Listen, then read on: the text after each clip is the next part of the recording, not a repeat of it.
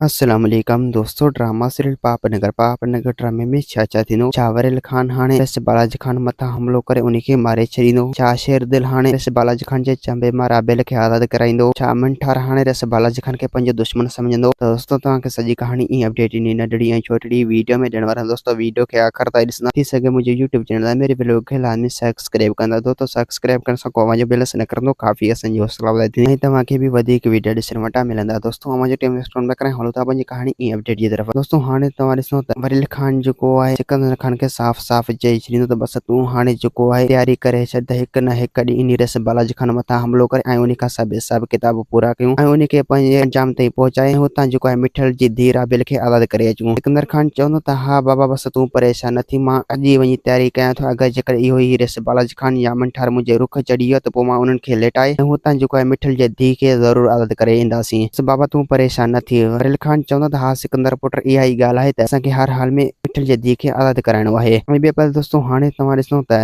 शेर दिल जो है वो सारंग के साफ साफ चई छॾींदो त बस तोखां जल्दी जेतिरो थी सघे तूं हाणे पंहिंजा सभु ई माण्हू गॾु कर त इन रस बालाजी खान मथां हमलो करे ऐं हुतां जेको आहे राबेल खे आज़ाद करे अचूं। छो जेसीं ताईं असां राबेल खे आज़ाद न कंदासीं जेसीं ताईं असांजे दिलि खे सुकून न मिलंदो ऐं असांखे मानी वणंदी ऐं चाचा मिठल ख़ुशि रही सघंदो। उनजे करे चाचा मिठल जी परेशानी ख़त्म करण लाइ असांखे राबेल खे आज़ाद कराइणो पवंदो। सारंग चवंदो त हा शेर दिल बस तूं परेशान न थी, मां पंहिंजा सभु माण्हू गॾु करे इन पोइ बालाजी खान मथां हमलो करे ऐं हुतां जेको आहे राबेल खे आज़ाद करे ईंदासीं। बस तोखे टेंशन करण जी का बि ज़रूरत न आहे। शेर दिल चवंदो त सारंग बस इन कम में देर करण न घुर्जे। बस तूं अॼोकी ॾींहं में माण्हू गॾु करे केॾी महिल बि उन जे मथां हमलो करे सघूं था। ऐं ॿिए पासे दोस्तों हाणे तव्हां ॾिसंदो त मिठार खान जेको आहे हाणे मुंशी खे साफ़ साफ़ चई छॾींदो तोखां जल्दी जेतिरो थी सघे तूं रस बालाजी खान खे इहो ॿुधाए छॾ त मां रस बालाजी खान जी हाणे गुलामी नथो करे सघां, छो जो हू हिकु ज़ालिम इंसान आहे ऐं मां हाणे वधीक ज़ुल्म नथो करे सघां। मुंशी चवंदो त मिठार तूं इहो ग़लति पियो करीं। दोस्तों उमीद ते कहाणी आई हूंदी, तव्हांखे पसंदि असांखे ॾींदा हाणे इजाज़त। वरी तव्हां सां मिलंदासीं के नई वीडियो में। ख़ुदा हाफ़िज़।